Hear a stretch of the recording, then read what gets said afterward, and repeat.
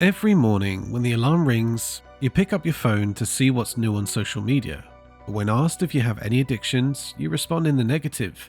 I don't drink, smoke, nor gamble, you'd say.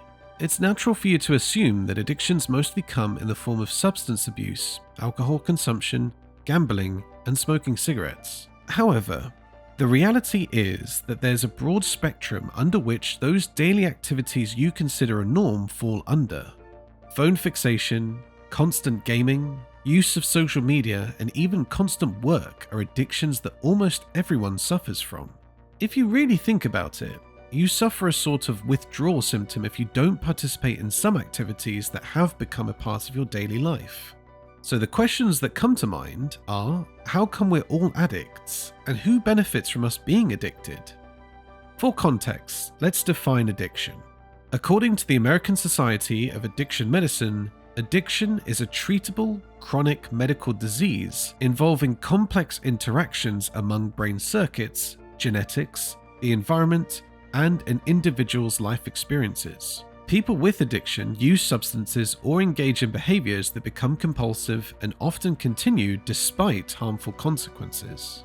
The key words here are compulsive and harmful consequences. You definitely know that substance abuse is detrimental to one's health. The liver and the kidney get all messed up from that, but you wonder how constant use of social media can be considered harmful and classified as an addiction. Well, the answer is simple. Too much of anything is bad.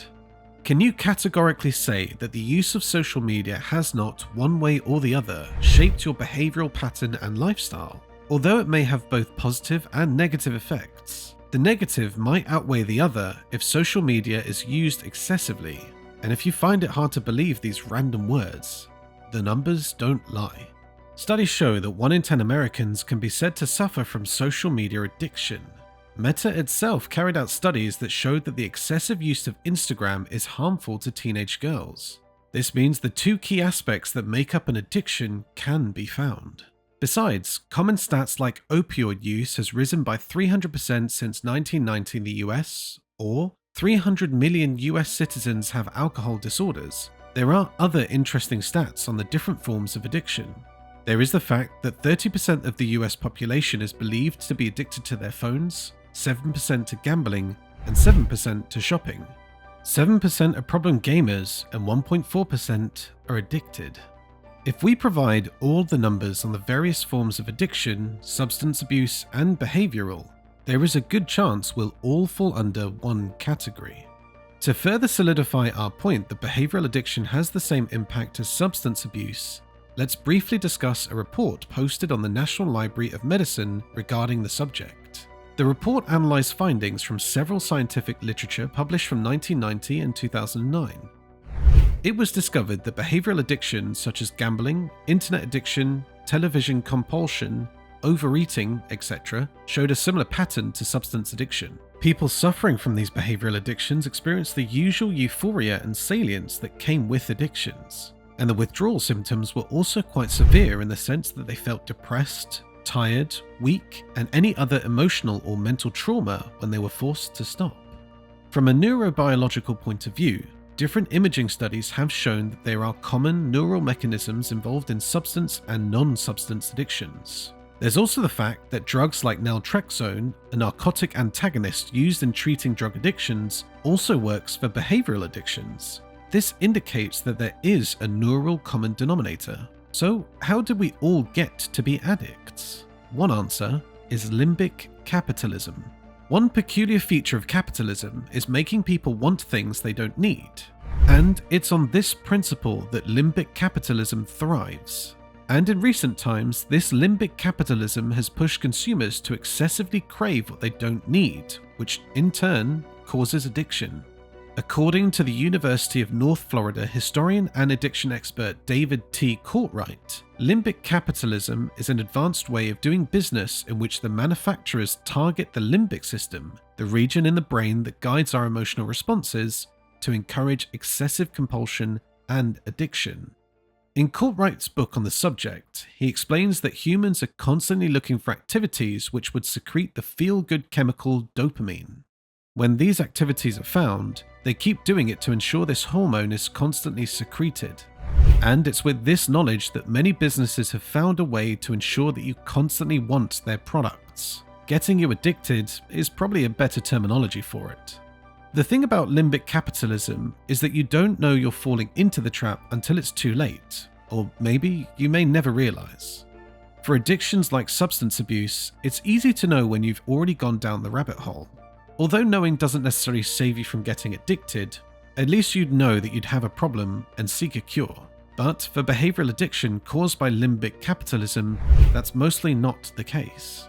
The companies will offer products that will produce that rush of dopamine in a way that your brain will quickly get addicted to, and before you know it, that's the only thing you want to spend your days doing.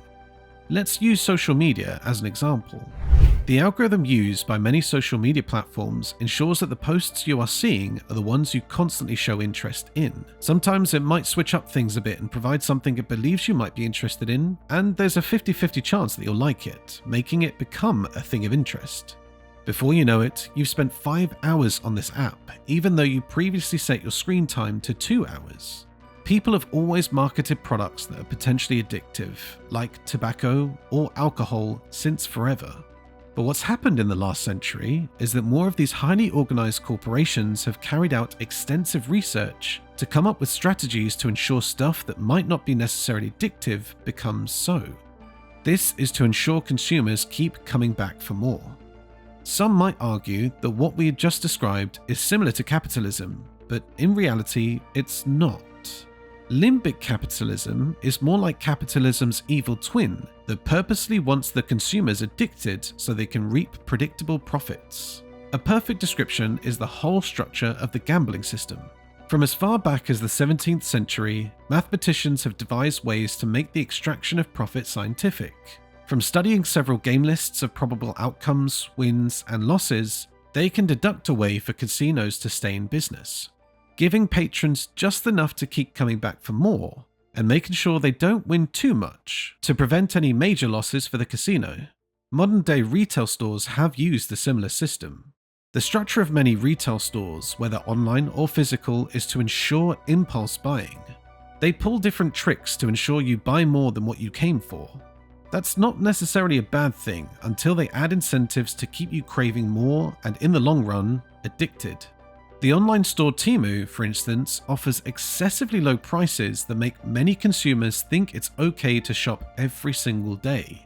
Whenever they feel low on dopamine, they go onto the app, add a few things to the cart, and end up spending only $50. They get the satisfaction they seek and are convinced their actions are harmless because they're not spending too much. But in reality, they have fallen prey to limbic capitalism.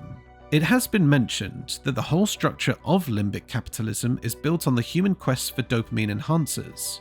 But how exactly does this work? Generally, it's believed that dopamine is released as a reward for doing activities that please or make you happy, but sometimes this hormone is secreted in anticipation of the activity.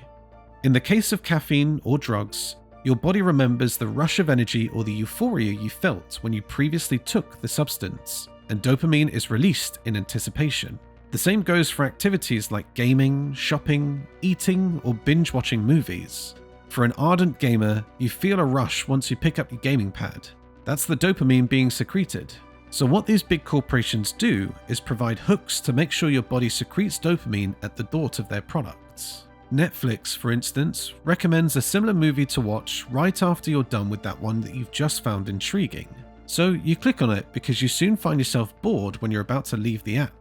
Another thing about dopamine secretion is that it builds up a tolerance. For many people with a substance use disorder, they describe how they start small but keep increasing whatever they're addicted to along the line. Alcohol abuse, for instance, often starts with you drinking a bottle every 2 days, and when this continues for some time, you find that you're no longer satisfied. So you up your game and start taking 3 to 4 daily. Before you know it, you're drinking a 6-pack while watching a soccer game. This is because the body constantly increases its level of tolerance. So the initial activity no longer leads to the secretion of dopamine. We've established that a person addicted to heroin and one who's addicted to gaming shows a similar spike in dopamine. So the pattern of tolerance is similar. It's with this knowledge that mega corporations extort consumers. They keep adding more and more features to keep consumers hooked. Like in gaming, new levels and characters are introduced to make you want to remain in your chair forever. They also target younger consumers to ensure a longer lifespan of addiction. If you're already addicted to fried foods from age 18, there's a good chance you'll stay addicted for many, many more years. So that's a big win from those you buy from. Limbic capitalism might be an epidemic that we're currently blind to, and the earlier we open our eyes, the earlier we'll free ourselves from its clutches, because we can't categorically say we haven't already fallen prey. It might be hard because we've been blind to its evil for so long, but remember, once you realize you're in prison, it's easier to plot an escape. What are your thoughts on limbic capitalism? Go ahead and share your views in the comments section, and I'll see you in the next video.